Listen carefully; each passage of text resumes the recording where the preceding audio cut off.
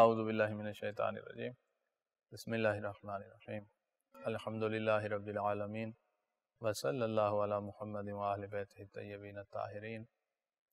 بارگاہ ملکوتی، بارگاہ امیر المومنین سے آپ کی خدمت میں حاضر ہیں۔ ہم ذکر کر رہے تھے روزہ کے احکام، روزہ کے مبطلات ذکر کیے تھے، مکروہات ذکر کیے تھے، وہ امور جن کے وجہ سے کفارہ واجب ہوتا ہے وہ ذکر کر دیے۔ آج ہم ذکر کریں گے وہ امور کے جن کو انسان نے انجام دیا ہے تو روزہ کی قضا واجب ہوتی ہے، کفارہ واجب نہیں ہوتا، یعنی روزہ باطل ہو جائے گا اور اس کی قضا واجب ہوگی۔ وہ مقامات جہاں صرف روزہ کی قضا واجب ہوتی ہے،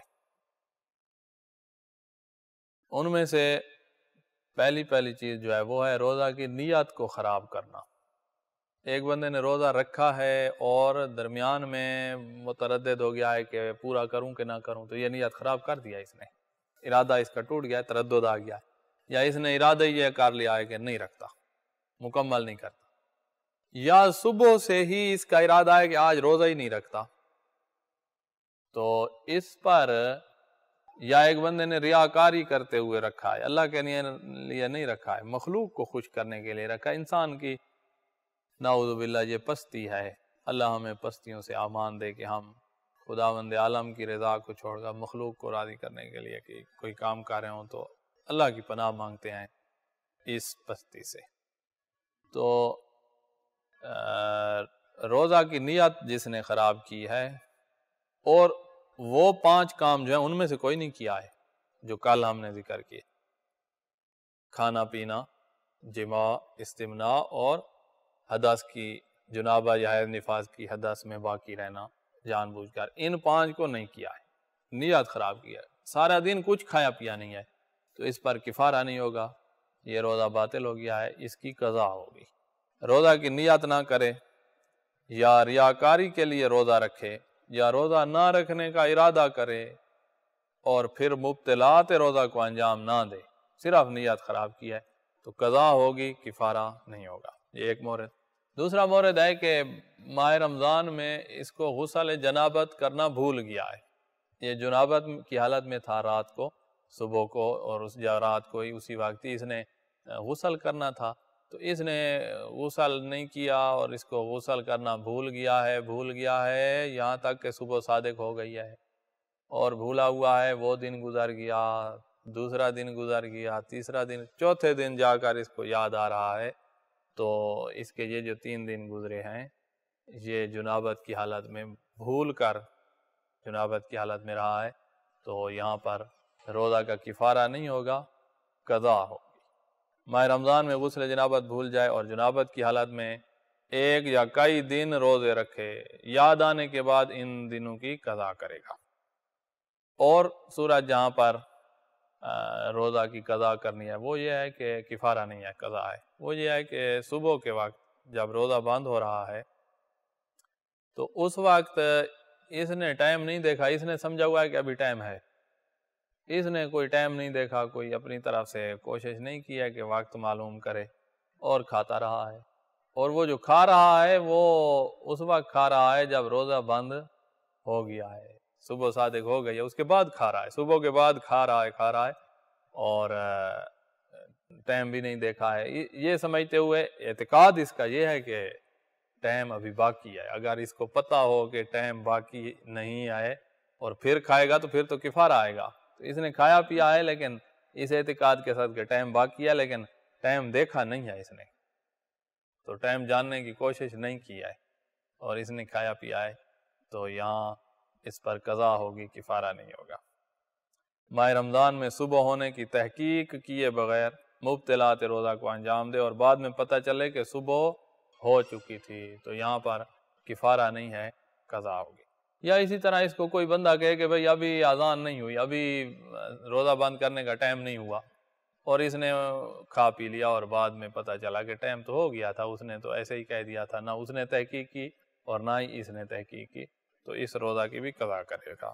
اگر کوئی کہے کہ ابھی صبح نہیں ہوئی، کھاؤ پیو، اور انسان مبطلات میں سے کوئی کام انجام دے اور بعد میں پتہ چل جائے کہ صبح تو ہو چکی تھی تو اس نے بھی قضا کرنی ہے، کفارہ نہیں ہے۔ اور صورت وہ یہ ہے کہ انسان پیاس لگی ہوئی ہے، منہ کو ٹھنڈا کرنے کے لیے اس نے کلی کی ہے، منہ کو ٹھنڈک پہنچانے کے لیے بہت پیاس لگی تو صرف منہ میں ڈالو پانی تو بھی مزہ آتا ہے، انسان کو اچھا لگتا ہے، تو اس نے وہی منہ کو ٹھنڈا کرنے کے لیے، کلی کرنے کے لیے منہ میں جو ڈالا تو وہ بغیر اختیار کے اندر چلا گیا۔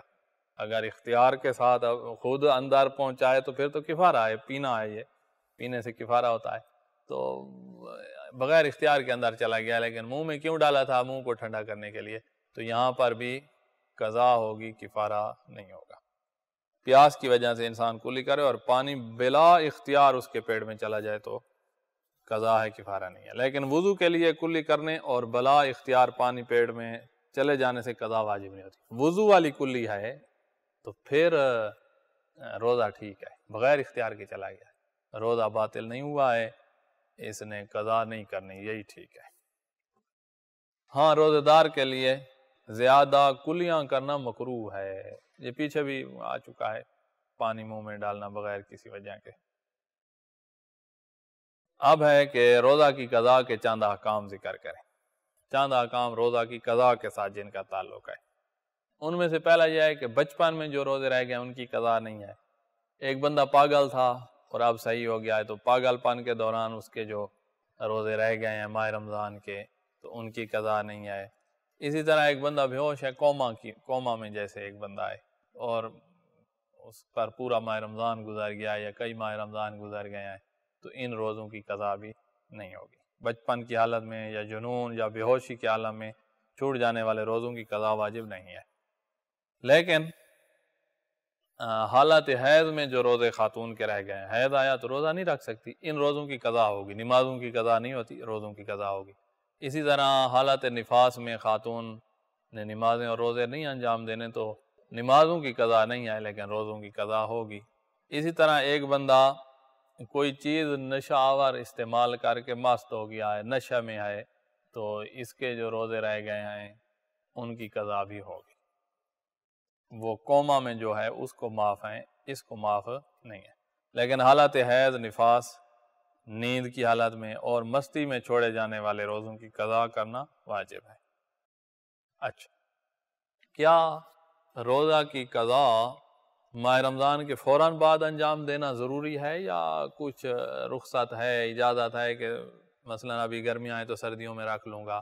کہا اجازت ہے، کوئی مسئلہ بھی نہیں ہے، فوراً واجب نہیں ہے، لیکن اگلے ماہ رمضان تک اگر کسی نے نہیں رکھے، جان بوجھ کر نہیں رکھے، رکھ سکتا تھا، کوئی مشکل نہیں ہے، اس نے نہیں رکھے اگلے ماہ رمضان تک اور ماہ رمضان اگلا آ گیا ہے تو اس ماہ رمضان کے بعد اب وہ پچھلے ماہ رمضان کے روزوں کی قضا بھی کرے گا اور ساتھ ساتھ تاخیر کرنے کی وجہ سے فدیہ بھی دے گا۔ کتنا فدیہ ہے؟ ہر روزے کے بدلے میں 750 گرام گندم یا آٹا ان لوگوں کو دے دے جن لوگوں کو ہم فطرہ دیتے ہیں۔ وہ فطرہ کے احکام میں تفصیل آئے گی، کس کو فطرہ دیا جاتا ہے، کس کو زکوٰۃ دی جاتی ہے، تو ان کو یہ دے دے 750 گرام گندم، 3 پاؤ گندم ہر روزے کے بدلے میں۔ یہاں پیسے نہیں دینے، خود گندم ہی دینی ہے، تو یہ غلطی بعض بندے کر رہے ہوتے ہیں کہ گندم کی جگہ پیسے دے رہے ہیں، آٹا کی جگہ پیسے دے رہے ہیں، نا، پیسے نہیں دینے، خود وہی چیز دینی ہے ہر روزے کے بدلے میں 750 گرام۔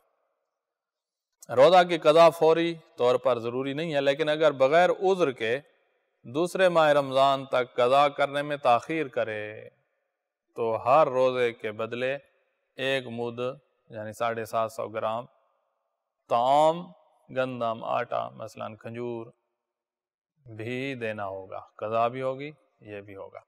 یہ بغیر عذر کے کسی نے تاخیر کیا ہے، اور اگر کوئی عذر تھا تب بھی احتیاط واجب کی بنا پر یہ فدیہ دینا پڑ جاتا ہے، اس کی مزید تفصیلیں ہیں، بہرحال یہ خلاصہ ادھر ہے۔ اب ہے یہاں پر یہ روزے کی قضا کی باتیں ختم ہو گئیں، اب ہے کہ مسافر کے روزوں کے کیا احکام ہیں۔ مسافر نے نماز قصر پڑھنی ہوتی ہے، اور پہلے ہم آپ کو قاعدہ کلیہ بتا چکے ہیں کہ جس کی نماز قصر ہے اس کا روزہ بھی قصر ہے، اور جس پر نماز پوری پڑھنا واجب ہے اس نے روزہ بھی رکھنا ہے۔ کچھ ایسے مقامات ہیں جہاں پر نماز پوری اور یا قصر پڑھنے میں سے جو بھی آپ اختیار کریں آپ کو اختیار ہے. جیسے آپ کوفہ میں ہوں، جیسے آپ کربلا مولا کے فرض کرو حرم کا جو 11.5 میٹر جو ارد گرد قبر کے ہے، اس جگہ پہ آپ کو اختیار ہے کہ نماز پوری پڑھیں یا قصر پڑھیں. پورے کوفہ شہر میں، پورے مدینہ شہر میں، پورے مکہ شہر میں آپ کو اختیار ہے کہ پوری پڑھیں یا قصر. یہاں آپ روزہ نہیں رکھ سکتے، یہاں آپ کو اختیار ہے پوری اور قصر کا. میں کہہ رہا ہوں جہاں پوری پڑھنا واجب ہو وہاں آپ نے روزہ رکھنا ہے. جیسے کوئی کسی جگہ 10 دن کا قصد کر لے رہنے کا تو پھر پوری پڑھنا واجب ہوتا ہے، وہاں روزہ بھی رکھنا ہے. تو مسافر کے روزے کے احکام: جس مسافر کا وظیفہ 4 رکعتی نماز کو قصر کرنا واجب ہو، قصر کرنا ہے اس نے، اس کے لیے روزہ رکھنا جائز نہیں ہے. قصر پڑھنا واجب ہو یا قصر پڑھنا اختیاری ہو، بہرحال قصر پڑھ سکتا ہے تو اس نے روزہ نہیں رکھنا. تو روزہ اس نے رکھنا ہے جس نے 4 رکعتی نماز کو واجب ہے کہ وہ پورا پڑھے، اس نے روزہ بھی رکھنا ہے. ماہ رمضان میں کیا سفر کیا جا سکتا ہے؟ جی ہاں، ماہ رمضان میں بغیر کسی مجبوری کے سفر کر سکتے ہیں. اور اگر کسی نے اس لیے سفر کیا ہے تاکہ روزہ جو ہے نا وہ سفر میں کھول سکوں، روزہ کھولنے کے لیے ہی سفر کیا ہے، تب بھی ہم یہ نہیں کہتے کہ اس نے فعل حرام کیا ہے، لیکن یہ مکروہ ہے. روزے سے بچنے کے لیے سفر کیا تو یہ مکروہ ہے. رمضان میں سفر کرنے میں کوئی حرج نہیں ہے، لیکن روزے سے بچنے کے لیے سفر کرنا مکروہ ہے. اب ہے کہ ایک بندے نے روزہ رکھا ہے ماہ رمضان میں اور ہے بھی مسافر. کیوں رکھا ہے؟ کیونکہ وہ اس بات کو بھول گیا ہے کہ مسافر نے روزہ نہیں رکھنا، اس بات کو بھول گیا، اس نے روزہ رکھ لیا ہے. اور یہ بھول کر رکھ لیا ہے تو اس کا یہ سارا اس نے روزہ رکھا ہے، لیکن احتیاط واجب بنا پر اس کا روزہ نہیں ہوتا، اس نے قضا کرنی ہوگی. بھول کر رکھ لیا ہے، مسئلے سے بھول گیا ہے. پہلے اس کو مسئلہ یاد تھا کہ مسافر نے روزہ نہیں رکھنا، اب اس کو بھول گیا ہے، پہلے پتہ تھا. تو یہ جو روزہ اس نے رکھا ہے یہ کافی نہیں ہے، احتیاط واجب بنا پر اس روزے کی قضا کرنی ہوگی. ایک اور مسافر ہے جس نے بھول کا روزہ نہیں رکھا، اس کو پتہ ہی نہیں ہے کہ سفر میں مسافر کا روزہ قصر ہوتا ہے. اس نے سمجھا ہے کہ روزہ رکھنا ہے، چاہے بندہ گھر میں ہو یا سفر میں ہو، روزہ رکھنا ہے. تو یہ جو جاہل ہے، یہ پکا جاہل ہے. اس جاہل حکم سے ہی جاہل ہے، اصل حکم شریعہ سے جاہل ہے. تو اس نے روزہ رکھ لیا ہے اور شام کے بعد اس کو مسئلے کا پتہ چلا ہے اور یہ سارا دن روزہ اس نے رکھ لیا ہے، تو شریعت کہتی ہے اس کا یہ روزہ ٹھیک ہے، اس کو قضا نہیں رکھنی پڑے گی. یہ مکمل حکم سے جاہل جو تھا. اگر کوئی یہ بھول جائے کہ وہ مسافر ہے، یا یہ بھول جائے کہ مسافر کا روزہ باطل ہوتا ہے، یہ بھولنے والا شخص، اور وہ روزہ رکھ لے تو سفر میں رکھا جانے والا روزہ احتیاط واجب کی بنا پر باطل ہے. کیا مطلب کہ اس روزہ کی قضا احتیاط واجب بنا پر کرنی پڑے گی. لیکن اگر کسی کو یہ علم نہ ہو کہ سفر میں روزہ رکھنا جائز نہیں ہے، اس بات کا علم نہ ہو، جاہل ہے، وہ ناسی تھا، بھولا ہوا، اور یہ جاہل ہے، اور غروب کے بعد اس مسئلے کا علم ہو تو اس کا روزہ صحیح ہے، اس نے جو روزہ رکھا ہے وہ صحیح ہے. اب ہے کہ ایک بندہ سفر کرنا چاہتا ہے تو ہم اس کو یہ کہتے ہیں کہ بھی زوال اپنے شہر میں کر لو، اس کے بعد سفر کرنا. اور اس نے بھی ایسے ہی کیا ہے، زوال اپنے شہر میں کر لیا ہے، زوال کے بعد وہ شہر سے نکل رہا ہے تو اس کا روزہ بھی ٹھیک ہے، کوئی حرج نہیں ہے. جو آدمی ظہر کے بعد سفر کرتا ہے اس کا اسی دن کا روزہ صحیح ہے. پھر دوسرے دن سفر میں آئے تو پھر روزہ نہیں رکھ سکتا، نیاتی نہ کرے، کیونکہ مسافر نے نیاتی نہیں کرنی روزے کی. اب یہ دوسرے دن واپس آ رہا ہے، کوشش کر رہا ہے کہ زوال سے پہلے اپنے شہر پہنچ جاؤں. اگر زوال سے پہلے پہنچایا تو ہم کہیں گے اب نیت کر لو روزے کی، اور وہ روزہ جو ہے اس کا پھر ٹھیک بھی ہوگا، اس روزے کی قضا نہیں کرنی ہوگی. اگر اچھا، یہ مسائل ختم ہوئے مسافر کے. اب ہیں کچھ وہ لوگ جن کا لیے روزے سے معافی ہے، جن کو روزے سے معافی ہے، روزہ معاف ہے ان پہ. وہ 5 اشخاص ہیں کہ روزہ نہ رکھیں تو کوئی گناہ نہیں ہے.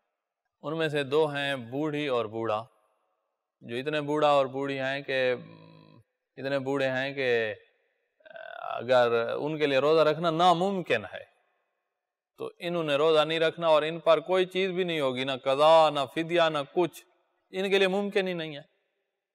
اور اگر ممکن ہو لیکن روزہ رکھیں گے تو شدید مشقت جھیلنی پڑے گی، کمزور ہیں، بہت مشکل ہوگی ان کے لیے، تو پھر بھی ان کو روزہ کی معافی ہے، لیکن ان کو مشقت والی صورت میں فدیہ دینا پڑے گا۔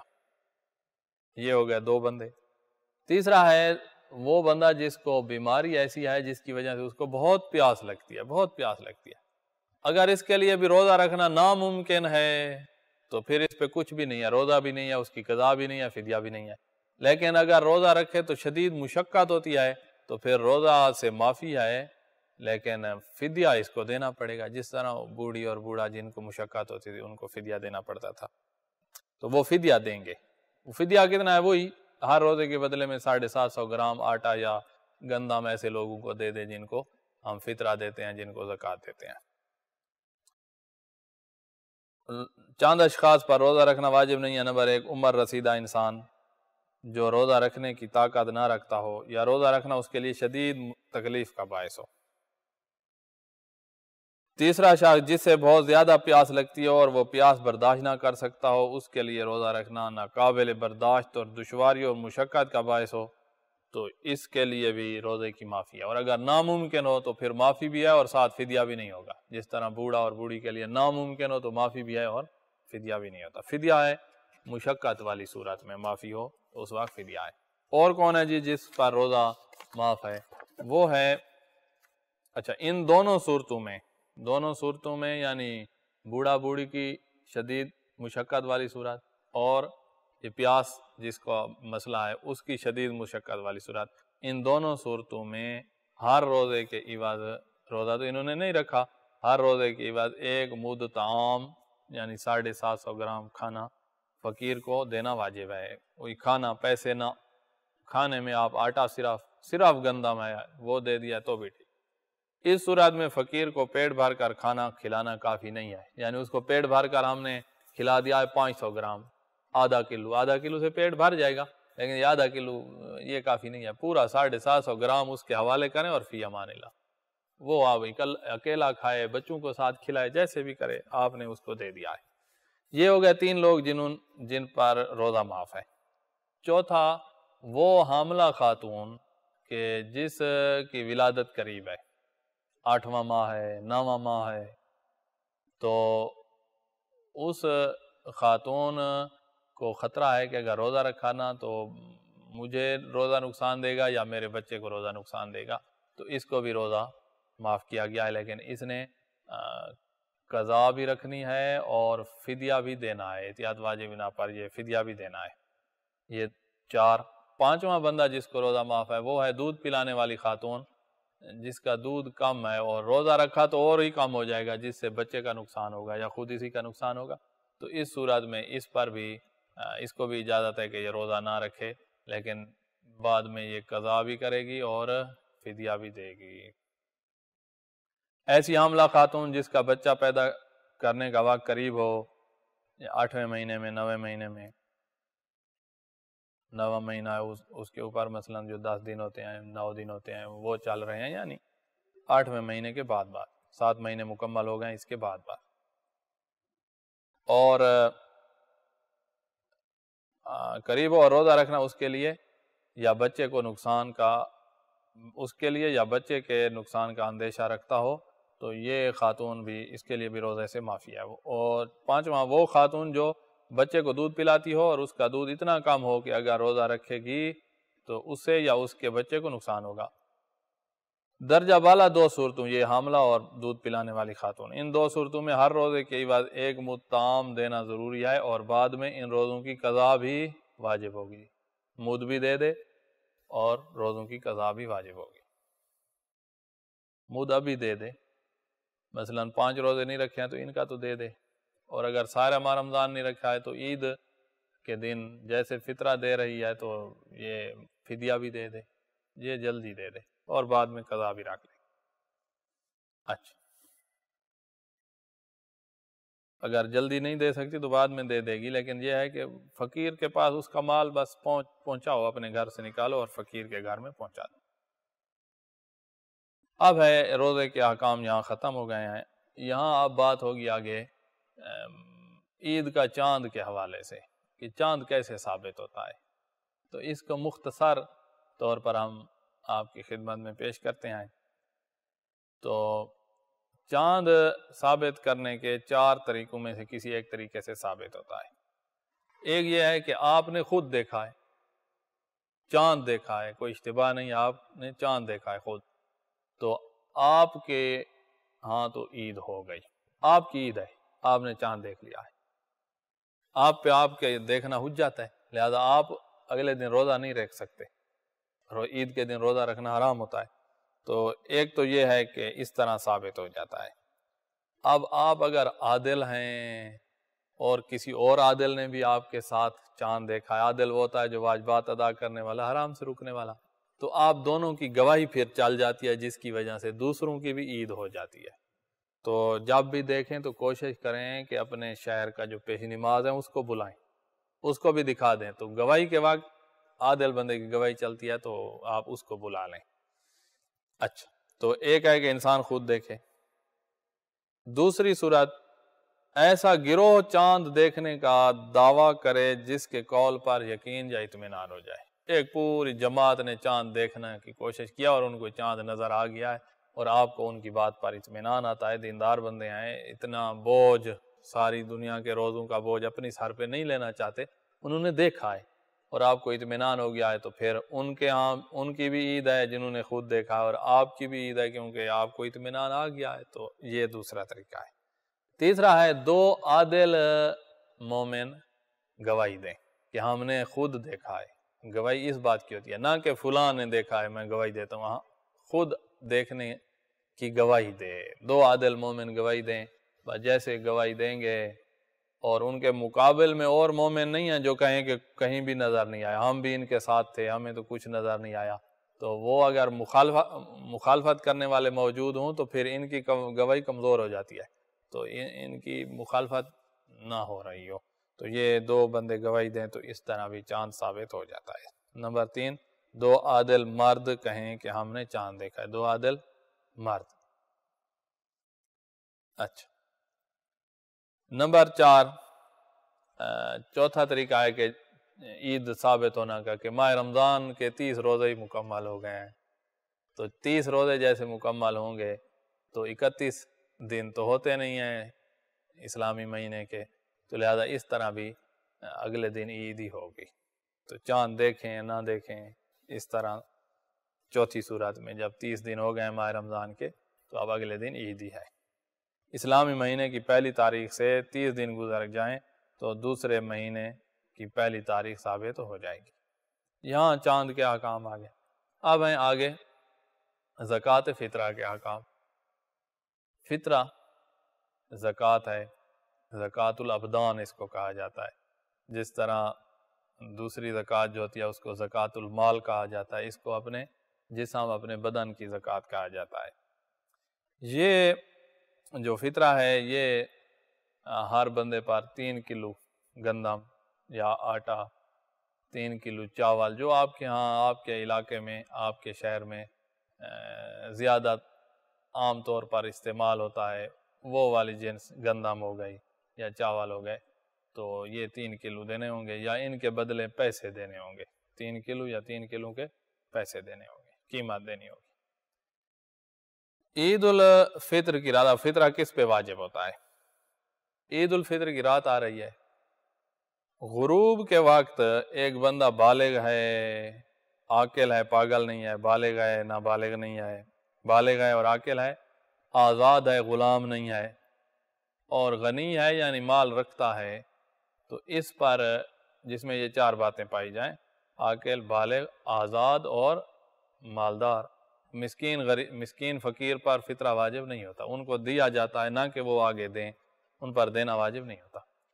تو یہ 4 باتیں آپ میں ہیں تو آپ پر اپنا فطرہ دینا بھی واجب ہے، اور وہ لوگ جو آپ کی زیر کفالت ہیں، جن کی آپ کفالت کی ہوں گے، آپ کے بچے، آپ کی بیوی، آپ کے ہاں کوئی مہمان ہے جو آپ کی کفالت میں رہ رہا ہے تو ان کا فطرہ دینا آپ پر واجب ہے، اپنا اور اپنے زیر کفالت لوگوں کا۔ عید الفطر کی رات غروب آفتاب کے وقت جو شخص بالغ و عاقل ہو بے ہوش نہ ہو، آزاد ہو اور غنی ہو، غنی یعنی مالدار ہو، فقیر نہ ہو، تو اس پر اپنا اور اپنے اہل و عیال کا فطرہ واجب ہے۔ اچھا، ایک بندہ ہے، اس کے گھر بچہ پیدا ہوا ہے، لیکن بچہ پیدا ہوا ہے غروب کے بعد، رات کو پیدا ہوا ہے، عید کی رات پیدا ہوا ہے، تو کیا اس بچے کا فطرہ اب والد نے دینا ہے؟ کہا نہیں، یہ رات کو پیدا ہوا ہے، اس کا فطرہ دینا واجب نہیں ہے۔ اگر کسی کے ہاں غروب کے بعد، غروب سے پہلے ہو جاتا پیدا تو پھر تو فطرہ تھا، غروب کے بعد بچہ پیدا ہو تو اس کا فطرہ دینا واجب نہیں ہے۔ اسی طرح اگر کسی کا فطرہ دوسرے پر واجب ہو، ایک اور مثال ہے، ایک بندہ ہے، اس کا فطرہ کسی اور پہ واجب ہے، مثلا آپ میرے ہاں مہمان ہیں، تو مہمان جو میری کفالت میں ہو اس کا فطرہ میرے اوپر واجب ہے، اب آپ پہ واجب نہیں ہے کہ آپ دیں، اگر آپ نے دیا تو میرے اوپر جو واجب آ چکا ہے وہ ساقط نہیں ہوگا، لہذا میں نے بھی دینا ہوگا، تو آپ نے ایسے ہی دے دیا ہے، تو آپ کا فطرہ میزبان پہ ہے اور میزبان نے ہی دینا ہے۔ ہاں، اگر میزبان گناہ کرتے ہوئے نہ دے، کہتا ہے میں نہیں دیتا، تو پھر اگر آپ کے اندر وہ شرائط ہیں کہ آپ عاقل، بالغ، مالدار، آزاد، بے ہوش بھی نہیں ہیں، تو آپ نے پھر اپنا فطرہ خود دینا ہوگا۔ اگر میزبان گناہ کرتے ہوئے نہ دے مثلا، تو اس وقت آپ نے دینا ہے پھر اپنا فطرہ، تو میزبان نہ دے تو فطرہ آپ نے خود دینا ہوگا۔ اسی طرح اگر کسی کا فطرہ دوسرے پر واجب ہو تو خود اس پر فطرہ دینا واجب نہیں ہے، البتہ اگر وہ آدمی اس کا فطرہ ادا نہ کرے تو فطرہ کے وجوب کی شرائط کے ساتھ، وہ شرائط آپ میں موجود ہیں، تو خود اس مہمان، مثلا مہمان پر اپنا فطرہ آپ دینا واجب ہے۔ ایک آدمی کا فطرہ 3 کلو ہے، یا اس کی قیمت دے دی جائے گی۔ ایک آدمی کا فطرہ تقریباً 3 کلو گرام ہوتا ہے، اور فطرہ میں یہ بات مہم ہے، پاکستان میں بعض لوگ اشتباہ میں ڈال رہے ہیں، غلط مسئلہ ذکر کرتے ہیں فقہا کا، تو یا تو بندہ مسئلہ ذکر نہ کرے یا صحیح ذکر کرے کہ فقہا کرام جو ہیں وہ فرماتے ہیں کہ آپ کے شہر میں جو غالباً غذا کھائی جاتی ہے اس کے حساب سے آپ نے 3 کلو دینے ہیں۔ وہ کہہ رہے ہوتے ہیں کہ آپ خود جو غالباً کھاتے ہیں، ہر بندے کی اپنی غذا کے مطابق فطرہ ہے، نہ اپنی غذا کے مطابق نہیں ہے، شہر میں جو رائج غذا ہے اس کے مطابق ہے۔ گندم اکثر کھائی جاتی ہے تو گندم کے مطابق، اگر چاول کھانا شائع ہو تو چاول کے مطابق ہے، نہ کہ اگر یہ بندہ گوشت کھاتا ہے سارا سال تو ہم یہ نہیں کہیں گے کہ تم گوشت کے حساب سے دو، شہر کے حساب سے دیا جاتا ہے، نہ کہ وہ شخص کیا کھاتا ہے اس حساب سے نہیں ہوتا۔ یہ فقہ جعفریہ کا مسئلہ یہ ہے۔ اچھا، اگر ایک آدمی کا فطرہ تقریباً 3 کلو گرام ہوتا ہے، اور فطرہ میں اس شہر میں کثرت سے کھائی جانے والی غذا اتنی مقدار میں، 3 کلو گرام اتنی مقدار میں دینا ہے، یا اس کی قیمت ادا کی جائے گی، 3 کلو گرام کی جتنی قیمت بنتی ہے وہ قیمت دے دیں گے۔ یہاں یہ ختم زکوٰۃ فطرہ کس پہ واجب ہوتی ہے۔ اب ہے کہ زکوٰۃ فطرہ دینی کس کو ہے، مصرف کس کو فطرہ دینا ہے۔ بعض بندے مسجد کو دے رہے ہوتے ہیں، بعض بندے امام بارگاہ کو دے رہے ہوتے ہیں، فطرہ کس کو دینا ہے؟ تو سید سستانی فرماتے ہیں کہ احتیاط واجب یہ ہے کہ فطرہ غریب اور مسکین کو دیا جائے، فقیر اور مسکین کو دیا جائے، اس کے علاوہ احتیاط واجب بنا پر فطرہ کسی کو نہ دیا جائے۔ فقیر مسکین کسے کہتے ہیں؟ تو اس کا یہ سمجھ لیں اور اس کو اچھی طرح یاد کر لیں، ساری زندگی یہ آپ کے کام آئے گا، فقیر اور مسکین کسے کہتے ہیں، کیونکہ آپ نے زکوٰۃ بھی دینی ہوگی، آپ نے خمس دینا ہے، آپ نے فطرہ دینا ہے، اور یہ بار بار دینے ہوتے ہیں۔ تو فقیر اس کو کہا جاتا ہے، فقیر و مسکین، کہ جو کوئی نہ کوئی کام کرتا ہے لیکن اس کی آمدن کم ہے اور اخراجات زیادہ ہیں، ضروریات زیادہ ہیں، آمدن کم ہے، یا اس کی حالت یہ ہے کہ وہ کوئی کام ہی نہیں کر سکتا، بیمار ہے، کوئی اور پرابلم ہے، یا کام ملتا ہی نہیں ہے، جیسے ابھی لاک ڈاؤن جب ہو رہا ہے تو لوگ گھروں میں بیٹھے ہیں، تو مزدور بھی گھر میں بیٹھا ہے، اس کو کام مل ہی نہیں رہا ہے، تو اس کی غربت اختیاری نہیں ہے، مجبوری کی وجہ سے وہ غریب ہے۔ ایک بندہ ہے وہ سست ہے، کام ہی نہیں کرتا، تو وہ غریب ہے سستی کی وجہ سے، اس کو ہم فطرہ نہیں دیں گے، یہ فقیر ہی نہیں ہے۔ فقیر وہ ہوتا ہے جو غریب ہے، مال اس کے پاس نہیں ہے لیکن سستی کی وجہ نہیں ہے، مجبوری ہے، کام ہی نہیں ہے، یا جو کام یہ جانتا ہے وہ کام بند ہو گئے ہیں، یا یہ کام کرتا ہے لیکن آمد اس کام کی کم ہے اور اس کے بچے زیادہ ہیں اور اس کی ضروریات زیادہ ہیں اور یہ پوری نہیں ہوتی اس کام سے، یہ بندہ غریب ہے، یہ بندہ فقیر ہے، یہ مسکین ہے، اس کو فطرہ دیا جائے گا۔ اسی طرح زکوٰۃ، خمس، اس میں بھی فقیر سے مراد یہی ہوگی، تو یہ آگے بھی آئے گا، اس کو اچھی طرح یاد کر لیں۔ احتیاط واجب بنا پر فطرہ صرف شیعہ اثنا عشری فقیر کو دیا جائے، مومن ہو اور فقیر ہو، شیعہ اثنا عشری 12 اماموں کو ماننے والا، اس کو دیا ہے، جن میں زکوٰۃ کے مستحقین والی شرائط موجود ہوں۔ آگے آ رہی ہیں زکوٰۃ کے مستحق کی شرائط، مثلا جو سید ہے وہ تو اپنا فطرہ سید کو دے سکتا ہے، لیکن غیر سید کو فطرہ نہیں دے سکتا، جس طرح زکوٰۃ نہیں دے سکتا، اور زکوٰۃ ان لوگوں کو نہیں دی جا سکتی جن کے اخراجات ہم پہ واجب ہوں، مثلا ہمارے بوڑھے ماں باپ، اس کے اخراجات ہمارے اوپر واجب ہیں، تو ہم اپنا فطرہ ماں باپ کو نہیں دے سکتے۔ بیوی کے اخراجات شوہر پہ واجب ہوتے ہیں، تو شوہر اپنا فطرہ جو ہے وہ بیوی کو دے، ایسے نہیں ہو سکتا۔ تو جو آپ کے اوپر واجب النفقہ ہیں، جن کا خرچہ آپ نے برداشت کرنا، آپ پر برداشت کرنا واجب ہے، ان کو آپ فطرہ نہیں دے سکتے۔ تو مزید بھی شرائط آ رہی ہیں زکوٰۃ کے باب میں۔ غیر سید کا فطرہ سید کو نہیں دیا جا سکتا۔ اسی طرح اگر سید کسی غیر سید کے ہاں مہمان ہو، سید مہمان ہے غیر سید کے ہاں، اب مہمان کا فطرہ میزبان پہ ہوتا ہے، تو غیر سید پر اس سید کا فطرہ بھی واجب ہو گیا ہے۔ اب غیر سید اپنی جیب سے جب فطرہ اپنے بچوں کا اور اس سید کا دے گا، تو وہ اس سید والا بھی کسی سید کو نہیں دے سکتا، کیونکہ غیر سید کی جیب سے جو جا رہا ہے تو یہ غیر سید کی طرف سے فطرہ ہے، وہ سید کو نہیں دے سکتا، اگرچہ اس کا مہمان سید ہے، تب بھی یہ فطرہ سید کو نہیں دے سکتا۔ اسی طرح اگر سید کسی غیر سید کے ہاں مہمان ہو، تب بھی غیر سید اس سید کا فطرہ کسی دوسرے سید کو نہیں دے سکتا۔ البتہ سید کا فطرہ سید اپنی جیب سے دے رہا ہے، سید کا فطرہ سید اور غیر سید دونوں کو دیا جا سکتا ہے، سید اپنے سادات برادری کو دے سکتا ہے فطرہ، اور غیر سید کو بھی دے سکتا ہے۔ اب ہے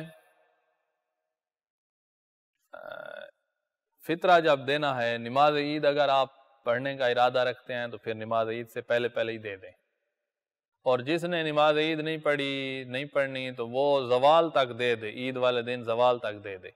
اگر اس نے زوال تک نہیں دیا ہے تو اب دے گا تو نہ ادا کی نیت کرے اور نہ ہی قضا کی نیت کرے، بس اس کے ذمہ جو ہے وہی قربتاً اللہ دے رہا ہے، یہ نیت نہ ادا کی کرے نہ قضا کی۔ تو جو نماز عید پڑھتا ہے وہ عید سے پہلے ادا کی نیت سے دے دے، نہیں تو زوال سے پہلے، جو عید نہیں پڑھ رہا وہ زوال سے پہلے دے دے۔ احتیاط لازم بنا پر فطرہ کی ادائیگی کو نماز عید سے مؤخر نہ کیا جائے، احتیاط لازم ہے، لیکن جس نے نماز عید ادا نہ کی ہو، نہیں پڑھ رہا، وہ عید کے دن زوال تک ادا کر سکتا ہے، یعنی ادا کی نیت سے دے سکتا ہے۔ یہ ہے ادا کرنے کا وقت۔ اگر ایک اور صورت ہے، اگر ایک بندے نے فطرہ علیحدہ کر لیا ہے، یہ پہلی لائن جو ہم نے پڑھی ہے اس میں فطرہ کو علیحدہ نہیں کیا گیا تھا، اپنے مال کے ساتھ مخلوط تھا، اسی وقت نکال کر دینا تھا۔ ایک بندہ ہے، اس نے گھر میں فطرہ کے جو پیسے ہیں وہ علیحدہ کر لیے ہیں اور جیب میں ڈال دیے، اپنے مال سے آپ مخلوط نہیں ہیں، علیحدہ ہو گئے۔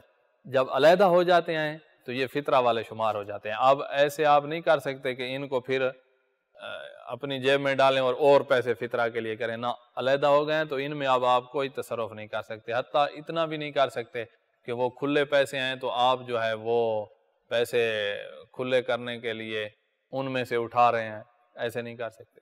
مثلا وہ کھلا 1000 ہے اور آپ کے پاس 1000 والا نوٹ ہے، تو آپ یہ 1000 ادھر رکھ لیں اور وہ 100 والے اپنی جیب میں، ایسے آپ نہیں کر سکتے۔ علیحدہ کیا ہے تو بس ان کو آپ فقیر کو دینا ہی ہے، اور کچھ نہیں کر سکتے آپ۔ تو علیحدہ اگر کر لیا ہے تو پھر آپ عید نماز کے بعد، زوال کے بعد، دوسرے دن، تیسرے دن بھی پھر دے سکتے ہیں۔ وہ جو ہم نے کہا ہے کہ عید سے پہلے دو، وہ ہے علیحدہ نہیں کیے۔ اگر کسی خاص فقیر کو فطرہ دینے کے لیے الگ کر کے رکھ دیا جائے تو تاخیر کر سکتا ہے، پھر دوسرے تیسرے دن جس وقت بھی دے گا ادا کی نیت سے دے گا۔ اچھا، اگر کوئی عید کے دن، یہ ہے کہ عید کے دن فطرہ نہیں دیا ہے، زوال تک نہیں دیا ہے، جس نے عید نماز نہیں پڑھی اس نے زوال تک نہیں دیا ہے، تو وہ زوال کے بعد اب دے گا تو نہ ادا کی نیت کرے گا نہ قضا کی نیت کرے گا، بس جو اس کے ذمہ ہے اسی نیت سے دے دے گا، قربتاً الی اللہ۔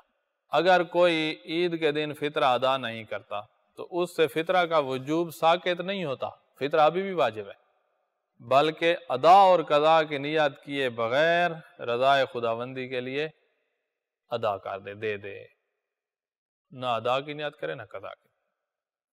اچھا، اب یہ سوال مومن بار بار پوچھتے ہیں کہ ہم عید کا چاند نظر آنے سے پہلے ماہ رمضان میں ہی کیا فطرہ دے سکتے ہیں؟ تو جواب یہ ہے کہ جی ہاں، آپ ماہ رمضان میں فطرہ کی نیت سے دے سکتے ہیں۔ اگر اس وقت گندم کے ریٹ وغیرہ کو دیکھا اور وہ بن رہا ہے، مثلا 100 روپیہ ایک بندے کا فطرہ بن رہا ہے، تو آپ عید سے پہلے ماہ رمضان میں بھی دے سکتے ہیں۔ وہ کہتے ہیں اس لیے دینا چاہتے ہیں کہ غریب بندہ بھی کوئی کپڑے خریدے گا، بچوں کے جوتے خریدے گا، تو بھائی دے سکتے ہیں، کوئی مسئلہ بھی نہیں ہے۔ ہاں، بہتر یہ ہے، ایک بہتر کام آپ کو بتائیں، دے سکتے ہیں، کوئی مسئلہ بھی نہیں ہے۔ بہتر یہ ہے کہ آپ اس کو دینا تو آپ اپنے اندر ارادہ یہ رکھیں کہ میں قرض کے طور پر دے رہا ہوں، اور جب عید کا چاند نظر آئے تو اسی قرض کو فطرہ شمار کر لینا، نیت کر لینا کہ بس وہ فطرہ ہو گیا ہے، اس طرح کر لو تو یہ بہتر ہے، ورنہ آپ ماہ رمضان میں فطرہ کی نیت سے دے سکتے ہیں۔ عید سے پہلے ماہ رمضان میں فطرہ دیا جا سکتا ہے، لیکن احتیاط مستحب، یعنی بہتر یہ ہے کہ قرض کی نیت سے دے، اور عید کی رات، یعنی جب چاند نظر آ گیا ہے عید کی رات، فطرہ کی نیت کر لے تو یہ بہتر ہے، ورنہ آپ فطرہ کی نیت سے ہی دے سکتے ہیں۔ اچھا، یہاں پر آ کر ہمارے روزے کے احکام مکمل ہو گئے۔ اب آگے ہم بات کریں گے زکوٰۃ کی۔ زکوٰۃ اسلام کے اعلیٰ ترین فرائض میں سے ایک فریضہ ہے۔ اسلام غریب کا حق رکھتا ہے، اس کے مال میں جس کا مال ایک خاص مقدار تک پہنچ گیا ہے، ہر ایک پر بھی غریب کا حق نہیں رکھا ہے، جس کا مال ایک خاص مقدار تک پہنچ جائے اس پر غریب کا حق رکھا ہے۔ زکوٰۃ کو رب العالمین نے قرآن میں بار بار نماز کے ساتھ ذکر کیا ہے۔ نماز کا ذکر آتا ہے، اقیموا الصلاۃ وآتوا الزکاۃ، اقیموا الصلاۃ وآتوا الزکاۃ، بار بار زکوٰۃ کا ذکر آیا ہے۔ اور اگر ہمارا معاشرہ زکوٰۃ دینے والا بن جائے تو کم از کم اسلامی ممالک میں غربت نہیں رہے گی۔ مشکل یہ ہے کہ جس کی 1000 بوری گندم کی ہو رہی ہے، وہ اس میں سے زکوٰۃ دینے کے لیے تیار نہیں ہے۔ بھئی تو کتنی کھائے گا؟ اگلے سال پھر 1000 بوری آ جائے گی، اس سال کتنی کھاؤ گے؟ ہو سکتا ہے وہ 15 بوریاں کھائے، 20 بوریاں کھائے، تو 1000 بوری باقی جو ہے وہ بیچ دے گا اور اپنی فضولیات پہ لگائے گا۔ کبھی یہ چیز خرید رہے ہیں، پھر وہ چیز پڑی ہے، پھر اور خرید لی، وہ پڑی ہے، پھر اور خرید لی، فضولیات۔ بعض لوگ فضول کاموں میں اور فعل حرام میں پیسہ لگا رہے ہیں، اور اس کے ساتھ اسی کے شہر میں پڑوسی ہے اس کا جو کبھی بھوکا بھی سو جاتا ہے، اس کے بچے بھوکے سو رہے ہیں، اس کے پاس بیمار ہے اور بیماری اٹھا کے وہ زندگی گزار رہا ہے، اس کے پاس علاج کے پیسے نہیں ہیں، اور یتیم ہیں اسی کے شہر کے ہیں، اور یتیم جو ہے وہ اپنی غربت میں، بھوک میں، بیماری میں زندگی گزار رہا ہے، نہ پہننے کے کپڑے ہیں اور نہ کھانے پینے کی صحیح غذا ہے۔ اور پھر کیا معاشرہ اب یہاں سے خراب ہوتا ہے کہ وہی یتیم اب کہیں سے تو اس نے بھی کرنا ہے، تو اس کی نہ کوئی تربیت کرنے والا ہے اور نہ ہی اس کا پیٹ کوئی بھرنے والا ہے، تو وہ پھر بے راہ روی کی طرف جاتا ہے، وہ چوری کرنے لگ جائے گا، ڈاکہ لگانے لگ جائے گا، ہو سکتا ہے پھر آگے بہت بڑا ڈاکو بن جائے اور اسی امیر کے نقصان کرنے لگ جائے، تو پھر یہ اس نے اس کے نقصان کی، اس نے اس کی زندگی بھی برباد اور اس کی برباد، اور اس طرح پورا معاشرہ برباد۔ تو زکوٰۃ رب العالمین نے بار بار قرآن میں نماز کے ساتھ ذکر کی ہے۔ سوال زکوٰۃ کیا ہے؟ جواب، زکوٰۃ دین اسلام کا ایک اہم ترین رکن ہے اور نماز اور روزے کی طرح مسلمانوں پہ واجب ہے۔ نماز اور روزہ جسمانی عبادات ہیں اور زکوٰۃ مالی عبادت ہے۔ یہ خاص شرائط کے ساتھ چند چیزوں پر واجب ہے، ہر چیز پہ واجب نہیں ہے، خاص شرائط کے ساتھ یہ چند چیزوں پر واجب ہے۔ وہ چند چیزیں ہم ذکر کریں گے، ہو سکتا ہے ان میں سے کوئی ایک چیز آپ کے پاس ہو، ساری چیزیں آپ کے پاس نہ ہوں، تو اسی ایک پر ہی ہوگا، اور ہو سکتا ہے ان چیزوں میں سے کوئی چیز بھی آپ کے پاس نہ ہو تو پھر آپ پر زکوٰۃ ہی واجب نہیں ہوگی۔ تو سوال نمبر 2 ہے کہ قرآن اور سنت کی روشنی میں زکوٰۃ کی کیا اہمیت ہے؟ جواب، زکوٰۃ کی اہمیت کا اندازہ اس بات سے لگایا جا سکتا ہے کہ قرآن مجید میں بہت سارے مقامات پر زکوٰۃ کی ادائیگی کی تاکید کی گئی ہے، اور کئی مقامات پر زکوٰۃ کا ذکر نماز جیسی افضل ترین عبادت کے ساتھ کیا گیا ہے، اور بعض روایات میں تو اس طرح آیا ہے کہ زکوٰۃ نہ دینے والے شخص کی نماز قبول نہیں ہے، اس کے منہ پہ اس کی نماز ماری جائے گی۔ نمازیں انسان کو انسان بنانے کے لیے آئی ہیں، اور یہ نماز بھی پڑھ رہا ہے اور پھر بھی انسانیت سے کوسوں دور ہے۔ مسکین، غریب، یتیم کا حق کھانا، یہ اس کا شیوا ہے۔ اور ایک اور روایت میں ملے گا کہ تھوڑی سی زکوٰۃ نہ دینے والا یہودی یا نصرانی کی موت مرے گا۔ کیا مطلب اس سے؟ کہ جب مر رہا ہے تو ایمان اس کے دل سے نکل جائے گا، بے ایمان ہو کر مر رہا ہے، بے ایمان ہو کر۔ کتنے بندے آئے جو مر رہے ہوتے ہیں تو وہ بے ایمان ہو کر مارے، ہمیں پتہ نہیں ہوتا کہ یہ بے ایمان ہو کر مارے، لیکن وہ بے ایمان ہو کر مار رہے ہوتے ہیں۔ ایسے واقعات تاریخ میں ملتے ہیں کہ اچھے سمجھے جانے والے لوگ بھی آخر میں ایسی باتیں کر رہے ہوتے ہیں کہ بے ایمان ہو کر مار رہے ہوتے ہیں۔ کوئی وہ بات کر لیتا ہے بے ایمانی والی، کوئی نہیں کر سکتا، لیکن بے ایمانی پہ مرنے والے بہت زیادہ ہیں۔ تو ان میں سے ایک یہ بھی ہے کہ جو زکوٰۃ ادا نہیں کرتا تھا اور غریب مسکین کا مال، یہ بھی ایک چوری ہے نا، یہ بھی ایک ڈاکہ ہے، تو وہ یہ ڈاکہ چوری کر کے کھا جاتا تھا۔ تو اب جب مر رہا ہے تو رب العالمین نے ایمان جیسی نعمت اس سے چھین لی ہے کہ یہ اس قابل بھی نہیں ہے کہ ایمان پہ مرے، کوئی ضرورت نہیں ہے اس کی کہ اس کو کلمہ نصیب ہو۔ اچھا، سوال، کن چیزوں پر زکوٰۃ واجب ہے؟ زکوٰۃ 10 چیزوں پہ واجب ہوتی ہے، اگر وہ ساری اللہ آپ کو دے دے تو دیں زکوٰۃ، سب کی زکوٰۃ دیں۔ آپ بڑے خوش قسمت ہیں کہ وہ ساری چیزیں اللہ نے دے دی ہیں۔ اگر وہ ساری نہیں دی ہیں، بعض دی ہیں، تو ان بعض کی زکوٰۃ دیں، یہ اللہ کی نعمت ہے۔ کچھ تو ایسے بھی ہیں جن کو یہ پوری 10 کی 10 ہی نہیں دی ہیں، ان کا امتحان غربت کے ساتھ لیا ہے۔ آپ کا اگر امتحان لیا ہے تو وہ امارت کے ساتھ لیا ہے۔ سب نے دنیا چھوڑنی ہے، جتنا مال کوئی جمع کر لے، یا تو وہ مال چھوڑ جاتا ہے بندے کو اور اکیلا ہاتھوں خالی بیٹھا ہوتا ہے، یا کبھی ایسا ہوتا ہے کہ مال رہ جاتا ہے، بندہ چھوڑ کے اگلے جان کی طرف چلا جاتا ہے۔ یہ دوستی دائمی نہیں ہے۔ دائمی دوستی لگانی ہے تو اپنے پروردگار سے لگائیں جو ہمیشہ رہنے والا ہے، اور آپ کو بھی ہمیشہ ہمیشہ جنت کی طرف بلا رہا ہے۔ ہمیشہ کی حد کبھی سوچئے گا نا، 1 کروڑ سال یہ بھی کام ہے، ہمیشہ زیادہ ہے۔ 1 ارب سال یا 1 ارب صدی یہ بہت کم ہے، ہمیشہ اس سے بھی زیادہ ہے، اور اس نے جنت جیسا اعلیٰ مقام مومن کے لیے تیار کر رکھا ہے، تو اس کے حاصل کرنے کی طرف فکر کرنی چاہیے۔